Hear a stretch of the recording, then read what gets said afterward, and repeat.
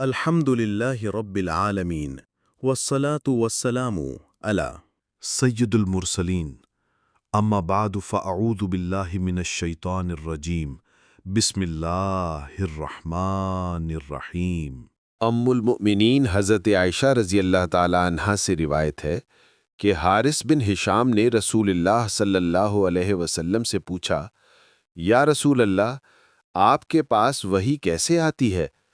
تو رسول اللہ صلی اللہ علیہ وسلم نے فرمایا، کبھی گھنٹی کی آواز کے مثل آتی ہے، اور یہ مجھ پر سب سے زیادہ سخت ہے۔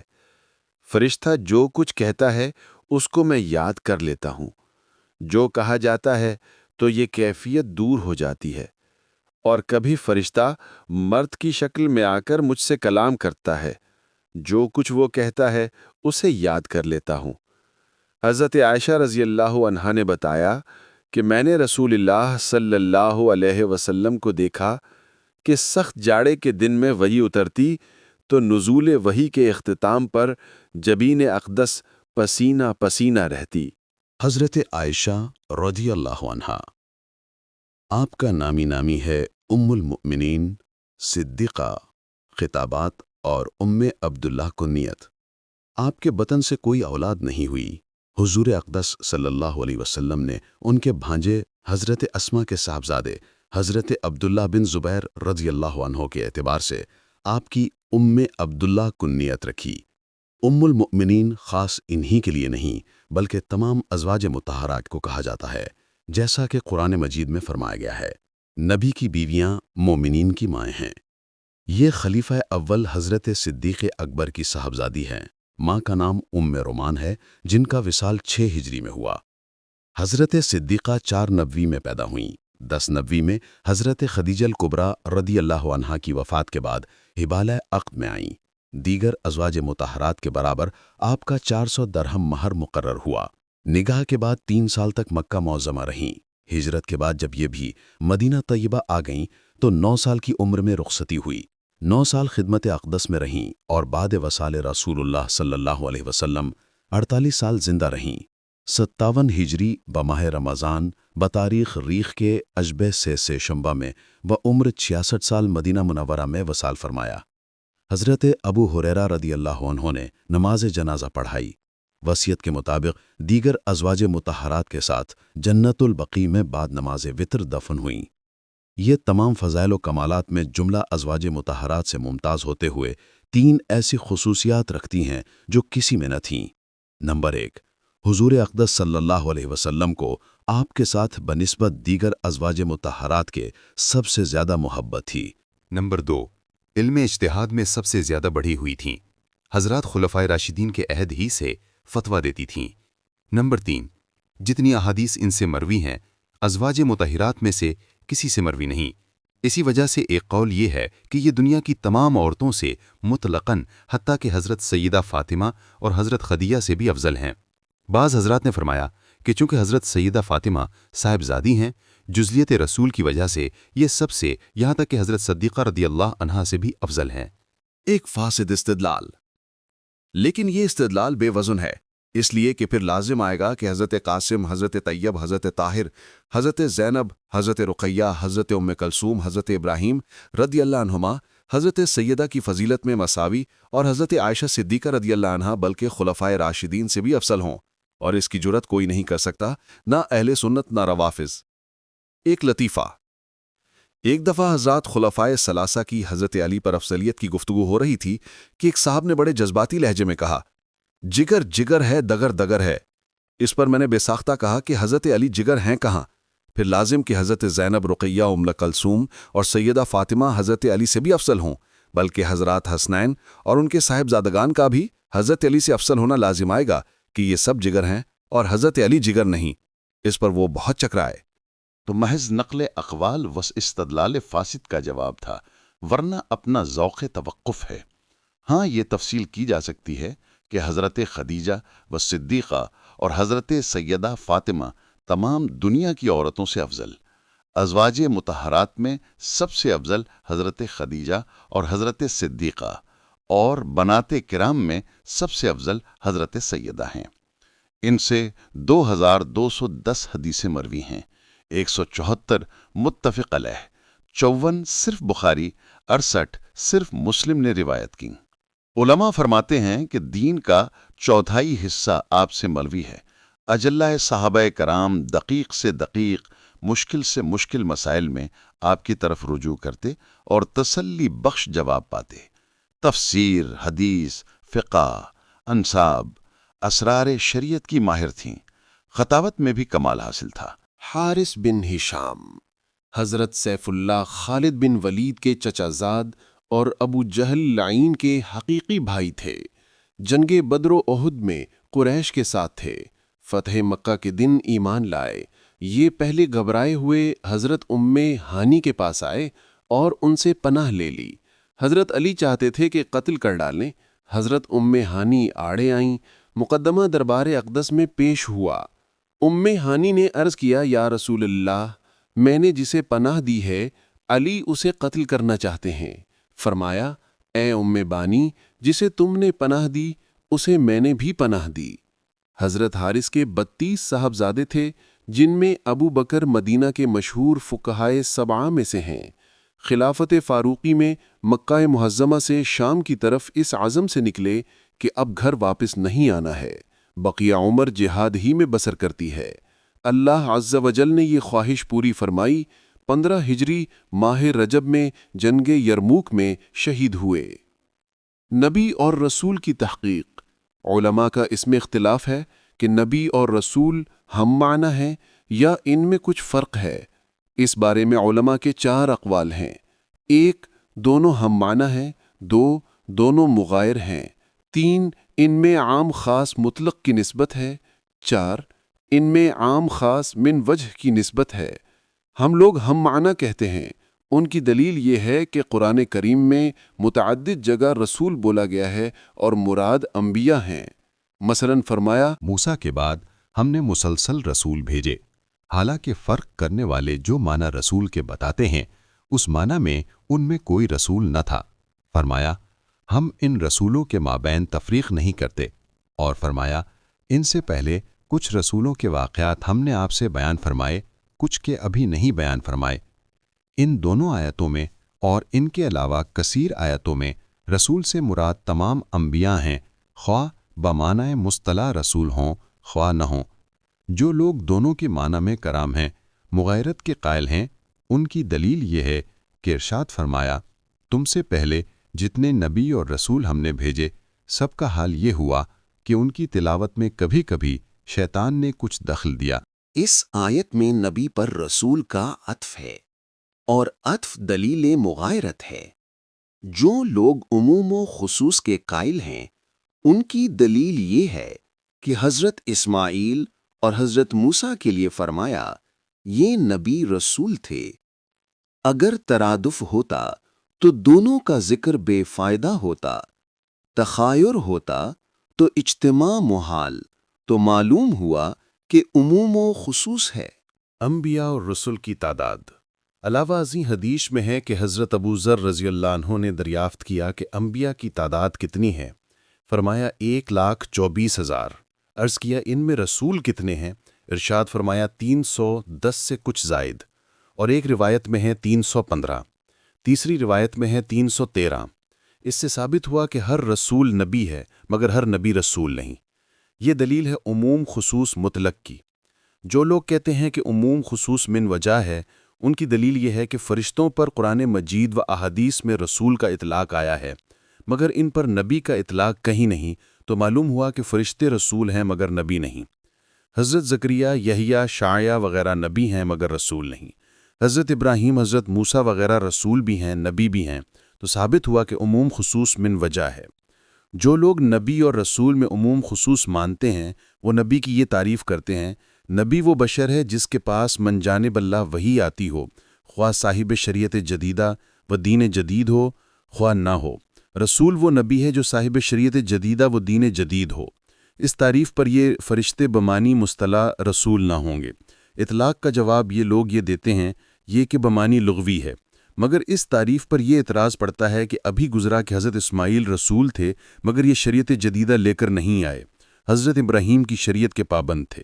بیضاوی صحف انبیاء کی تعداد نیز گزرا کہ رسولوں کی تعداد 313 یا 15 تھی اور صحیفے کل 104 نازل ہوئے، وہ بھی اس تفصیل سے 10 صحیفے حضرت آدم پر، 50 حضرت شیس پر، 30 حضرت ادرائس پر، 10 حضرت ابراہیم پر، توریت حضرت موسیٰ پر، زبور حضرت داؤد پر، انجیل حضرت عیسیٰ پر، قرآن ہمارے حضور صلی اللہ علیہ وسلم۔ بشیر القاری اس کے مطابق صاحب کتاب صرف 9 انبیاء کرام ہوئے، اس لیے محققین نے یہی اختیار فرمایا کہ نبی اور رسول کی یہ تعریف جامع نہیں اور جامع معنی تعریف یہ ہے: نبی وہ بشر ہے جس کی طرف وحی ربانی آتی ہو، وہ تبلیغ کا مامور ہو یا نہ ہو۔ رسول وہ ہے جس کے پاس وحی بھی آئے اور وہ تبلیغ کا بھی مامور ہو۔ جلالین معتقد المنتقد حاشیہ مستند المعتمد منہو۔ رسول کی یہ تعریف فرشتوں پر بھی بلا تکلف صادق ہے۔ فرشتوں پر جو رسول کا اطلاق ہوا ہے اسے معنی لغوی کی طرف پھیرنا ظاہر پہ خلاف ہے، اس لیے نبی اور رسول میں عموم و خصوص من وجہ کی نسبت ہوئی۔ وحی کے معنی، وحی کے لغوی معنی 6 ہیں: اشارہ کرنا، لکھنا، پیغام بھیجنا، دل میں بات ڈالنا، خفیہ بات کرنا، ذبح میں جلدی کرنا۔ اصطلاح شرع میں وحی اس کلام کو کہتے ہیں جو کسی نبی پر اللہ کی طرف سے نازل ہوا ہو۔ اقسام وحی: انبیاء کے حق میں وحی 3 قسم پر ہے: بلا واسطہ ملک بنفس نفیس باری اعزا اسما کا کلام قدیم سننا، جیسے شب معراج ہمارے حضور نے سنا اور حضرت موسیٰ علیہ السلام نے کوہ طور پر۔ فرشتے کی وساطت سے کلام ربانی آئے۔ انبیاء کرام کے قلوب میں معانی کا القاء کیا جائے، جیسا کہ حضور اقدس صلی اللہ علیہ وسلم نے ارشاد فرمایا: جبرائیل امین نے میرے قلب میں القاء فرمایا۔ وحی کی صورتیں: یہ تینوں قسمیں 7 صورتوں میں منحصر ہیں، جیسا کہ سہیلی نے ذکر فرمایا۔ 1 خواب میں ہو، جیسا کہ حضرت ابراہیم علیہ السلام کو خواب نے حضرت اسماعیل علیہ السلام کی قربانی کا حکم ہوا۔ 2 قلب میں القاء ہو۔ 3 جرس گھنٹی کی آواز کی صورت میں آئے، جیسا کہ حدیث زیر بحث میں ہے۔ 4 فرشتہ کسی مرد کی شکل میں آ کر کلام ربانی پیش کرے، جیسا کہ جبریل امین حضرت دحیہ کلبی کی شکل میں حاضر ہوتے۔ 5 جبریل امین اپنی ملکوتی شکل میں حاضر ہوں کہ ان کے 6 بازو ہیں جن سے یاقوت اور موتی جھڑتے ہیں۔ 6 اسرافیل وحی لے کر حاضر ہوں، جیسا کہ امام شعبی نے فرمایا کہ ابتداً 3 سال حضرت اسرافیل وحی پر مقرر تھے، پھر جبرائیل امین کے سپرد یہ خدمت ہوئی، انہی کی وساطت سے پورا قرآن نازل ہوا۔ 7 اللہ عز و جل کا کلام قدیم سنیں، خواہ بیداری میں، جیسا کہ شب معراج ہمارے حضور نے سنا اور کوہ طور پر حضرت موسیٰ نے خواہ خواب میں، جیسا کہ ترمذی شریف کی حدیث میں ہے، میرے پروردگار نے مجھ پر بہترین تجلی فرمائی، پھر پوچھا ملائے اعلیٰ کس بارے میں بحث کر رہے ہیں، پھر یہ سما حجاب کے ساتھ ہو یا بلا حجاب۔ اس حدیث میں صرف 2 مذکور ہیں۔ وحی کی 7 صورتوں میں سے اس حدیث میں صرف 2 صورتوں کا بیان ہے۔ ایک جرس کی آواز کے مثل، دوسرے فرشتہ مرد کی شکل میں آ کر کلام کرے۔ پہلی صورت کو فرمایا کہ یہ وحی آنے کی بقیہ صورتوں میں مجھ پر سب سے زیادہ سخت ہے۔ اس سے ظاہر ہے کہ نزول وحی کی تمام صورتیں سخت تھیں، مگر یہ سب سے زیادہ سخت تھی۔ اس کی اصل وجہ تو اللہ عز و جل اور اس کے رسول کو معلوم ہے۔ دوسری صورت کی تفصیل میں حضرت اسرافیل کی بھی حاضری شامل ہو سکتی ہے، رہ گئے حضرت جبرائیل تو ان کا مراد ہونا ظاہر ہے۔ زیادہ تر یہ حضرت دحیہ قلبی رضی اللہ عنہ کی شکل میں حاضر ہوتے تھے، اور کبھی اجنبی عرابی کی بھی شکل میں، جیسا کہ حدیث 44 میں مفصل مذکور ہے۔ فرشتے مستقل نوع ہیں۔ اس حدیث کا بھی صراحت سے ثابت ہوا کہ فرشتے ایک الگ مخلوق ہیں، ان کی مخصوص نوع ہے۔ ایسا نہیں کہ عناصر اور عناصر سے پیدا ہونے والی اشیاء کی فطری قوتوں کا نام فرشتہ ہے۔ جو شخص مخلوقات کی فطری قوتوں کا نام فرشتہ رکھے وہ کافر ہے۔ فرشتوں کی شکل۔ ہر فرشتے کی ایک اپنی نوعی صورت ہے، جیسا کہ احادیث میں آیا ہے کہ حضور اقدس صلی اللہ علیہ وسلم نے جبرائیل امین کو دیکھا کہ پورے افق کو گھیرے ہوئے ہیں اور ان کے 600 بازو ہیں جن سے موتی اور یاقوت جھڑتے ہیں، مگر بئیں ہما یہ قوت حاصل کہ جو شکل چاہیں اختیار کر لیں، جیسا کہ حضرت جبرائیل دہیہ کلبی یا اعرابی کی شکل اختیار کر لیتے تھے۔ جیسا کہ متعدد احادیث میں وارد ہے کہ فرشتہ انسانی شکل میں کسی کے سامنے نمودار ہوا۔ نزول وحی کے وقت کی حالت۔ حضرت ام المؤمنین کا یہ ارشاد، میں نے دیکھا کہ سخت جاڑے کے دن میں نزول وحی کے اختتام پر جبین اقدس پسینہ پسینہ رہتی۔ یہ عام ہے ہر وحی کے لیے، خواہ جرس کی آواز کی مثل ہو یا انسانی پیکر میں فرشتے کا آ کر کلام کرنے کی حالت ہو۔ اس کا سبب یہ ہے کہ نزول وحی سے حضرت صلی اللہ علیہ وسلم پر بہت زیادہ بوجھ پڑتا تھا۔ اس کے اثر سے چہرہ مبارک کا رنگ متغیر ہو جاتا، کبھی سرخ ہو جاتا، جیسے بخار سے بے چینی پیدا ہوتی ہے ویسی بے چینی پیدا ہو جاتی، تنفس تیز ہو جاتا، ناک سے خراٹے کی آواز نکلتی، جاڑوں میں چہرے سے پسینے کے قطرات یوں گرتے جیسے چاندی کے موتی جھڑ رہے ہوں۔ حدیث میں ہے کہ نزول وحی کے وقت اگر سوار ہوتے تو اونٹنی بیٹھ جاتی۔ حضرت زید بن ثابت رضی اللہ عنہ سے مروی ہے کہ حضور اقدس صلی اللہ علیہ وسلم یہ میری ران پر سر رکھ کر لیٹے تھے کہ یہ آیہ کریمہ غیر اولد درر نازل ہوئی۔ معلوم ہوتا تھا کہ ران ٹکڑے ٹکڑے ہو جائے گی۔ میں کہتا ہوں کہ محبت وحی کی وساطت نہ ہوتی تو ران اور اونٹنی کیا ہے پہاڑ بھی باقی نہ رہتے۔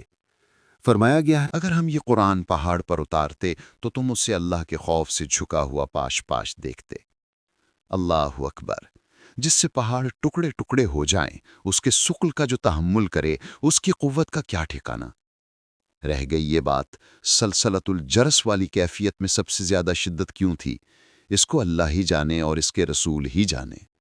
شراح حدیث نے مختلف نکات بیان کیے ہیں، مگر سب اپنا اپنا ذوق ہیں، اصل راز کسے معلوم؟ سلسلہ جرس مطلب حضور اقدس صلی اللہ علیہ وآلہ وسلم جب کسی کو ایسی بات بتانا چاہتے جو عقل سے ماورا ہو تو اس کے سمجھانے کے لیے عالم شہادت کی کوئی مناسب مثال ذکر فرماتی۔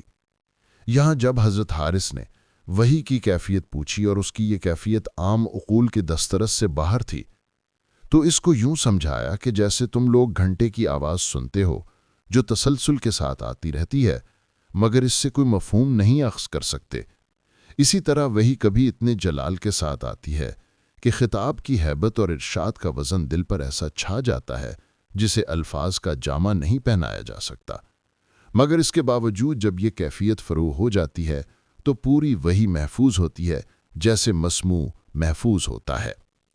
یہ کیفیت فرشتوں پر وحی کے مثل ہے، جیسا کہ قرآن مجید اور احادیث میں وارد ہے کہ جب اللہ تعالیٰ فرشتوں پر کوئی حکم نازل فرماتا ہے تو ہیبت سے فرشتے اپنے بازوؤں کو سمیٹ لیتے ہیں جن سے ایسی آواز نکلتی ہے جیسے پتھر پر لوہے کی زنجیر گرمی ہو۔ جب ان کے دلوں سے ہیبت کا یہ اثر دور ہو جاتا ہے تو ایک دوسرے سے پوچھتے ہیں کہ کیا ارشاد ہوا؟ ان دو صورتوں میں کیا راز ہے؟ ان دو قسموں میں راز یہ ہے کہ متکلم اور سامع میں یک گونا مناسبت ضروری ہے، اور حضور اقدس صلی اللہ علیہ وآلہ وسلم کی دو حیثیتیں ہیں، ایک ظاہری جو بشری ہے، دوسری باطنی جسے سوائے ان کے رب کے کسی نے نہیں جانا۔ ان دونوں حیثیتوں میں کبھی کسی کو غلبہ ہوتا، کبھی کسی کو۔